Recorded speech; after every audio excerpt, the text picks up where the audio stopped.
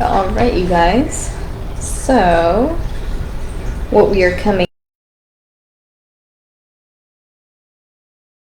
We left off, we were talking about some distributions of power. We were talking about a distribution of power to the group of women that wanted to carry out their father's name and own land, and then also to...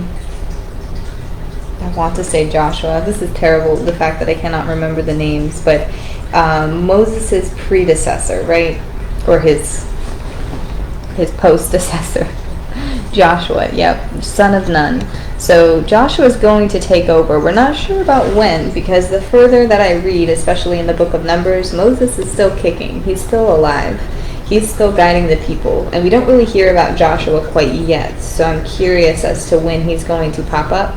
But we talked about that. We kind of overviewed the holidays. But even before that, we talked about what happened with the Midianites and how they came in and seduced a bunch of men, and they were worshiping other gods, essentially, with these women. So that was a whole thing. So the Lord is now saying to Moses here in part 10 to take vengeance on the Midianites for the Israelites. After that, you will be gathered to your people. And I forgot, I'm sorry, I have a quote here. I'm a little out of it. But I have a quote to go ahead and preface this.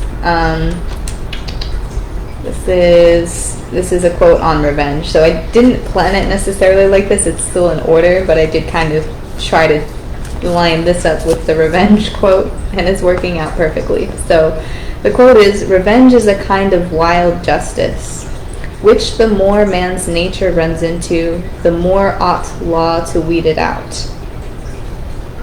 So this is kind of a interesting take on revenge, right? It's maybe kind of discrediting revenge a little bit, but I'll read it again. "Revenge is a kind of wild justice, which the more man's nature runs into, the more ought law to weed it out." So again, I think this is still Francis Bacon, but we talked about revenge before in the Quran and how it's not necessarily something you should take on personally. It's not something. Revenge is not something you should seek out consistently.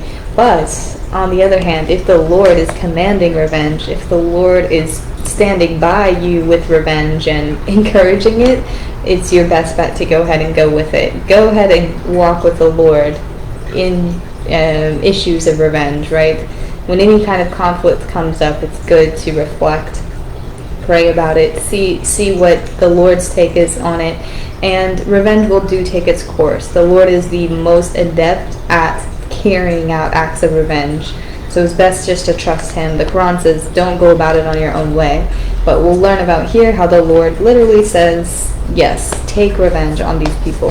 So, crazy. Let's go ahead and find out what happens here if you hadn't read ahead already. Let's go ahead and scroll back down here. I'll just start from the beginning.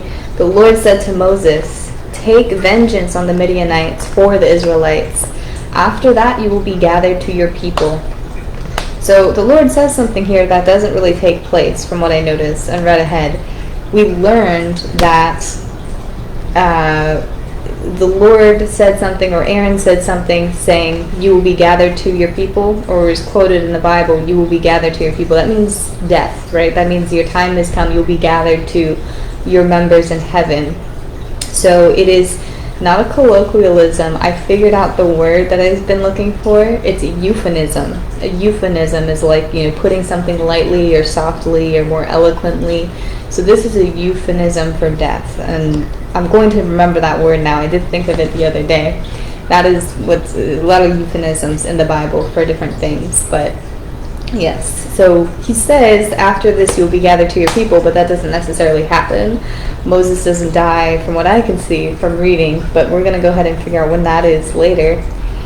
But this is what the Lord commands. "Send into battle 1,000 men from each of the tribes of Israel." They fought against Midian as the Lord commanded Moses, and killed every man.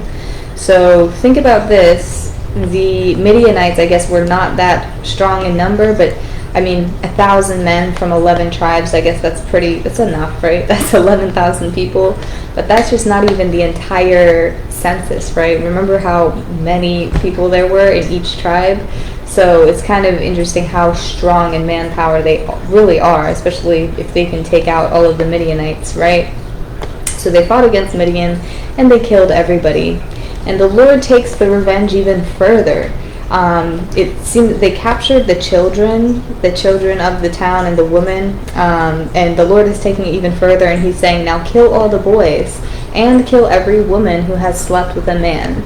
So the women of the Midianite group, the ones who were pure and did not tempt the Israelites already and then did not sleep with anybody, they left, or they didn't leave, they took for themselves as plunder, essentially. I know it sounds crazy, right? But yes, this is in the Bible.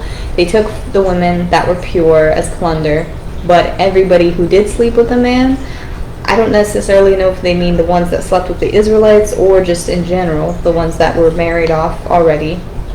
Those were to go too. So the boys and every woman. Crazy. And the Lord is commanding further, divide the spoils equally between the soldiers who took part in the battle and the rest of the community.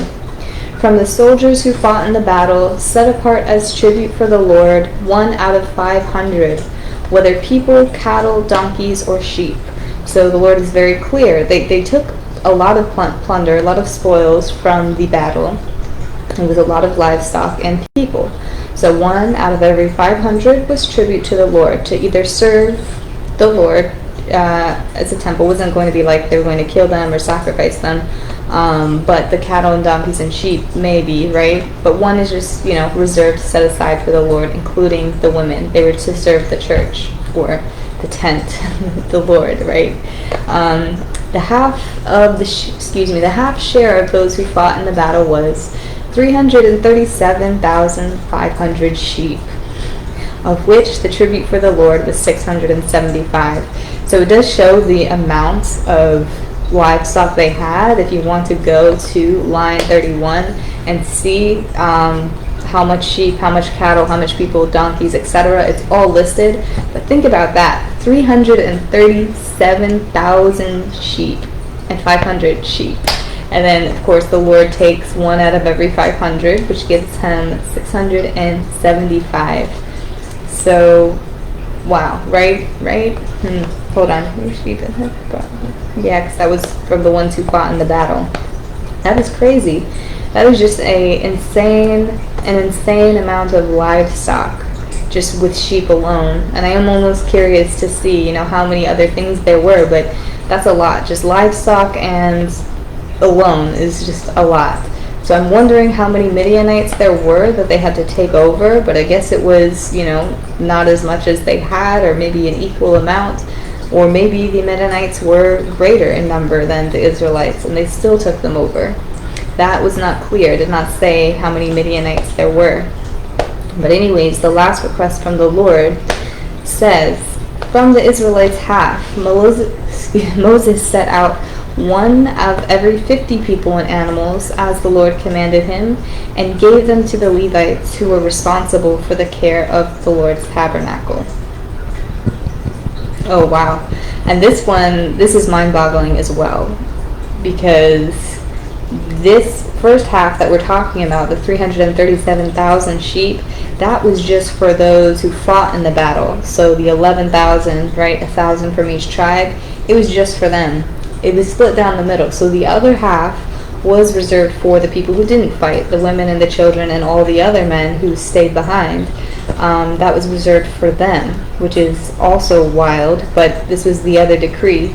Moses selected 1 out of 50 people and animals for the Levites. So out of that, the Levites still did get something as well, even though they're not counted in the census and they're set aside. The Levites have their spoils and plunder as well.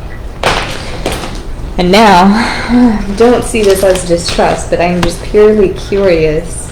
Did I mess up this number? Because 337,000 sheep just seems like so much, and that was only half. That was only half for the people that fought. 31, 32, yes, 30, I guess, okay, so the sheep was the most out of everything they plundered. I guess Midianites were very sheep heavy, but yes, 337,000 sheep, 36,000 cattle, which is still a lot, because that's just the half of it. 30,500 donkeys, and 16,000 people. Again, that's just everything split in half. That was for just the soldiers alone, the ones who fought. The rest, the other half, goes to everybody else. Crazy, right? Talk about revenge. Talk about good spoils. We wonder why, war sometimes seems pointless and all of this stuff, but when there is a purpose, right? There is a purpose, and to gain in numbers, to grow in numbers and supplies and what have you. So, very interesting. That's all I have to say, you guys. I'm gonna go munch on some food. Hope you have a great Friday, and I hope to talk to you probably Sunday. Let's shoot for Sunday. Saturday I'm just taking a bit of a snooze. So have a good one, you guys. Bye-bye.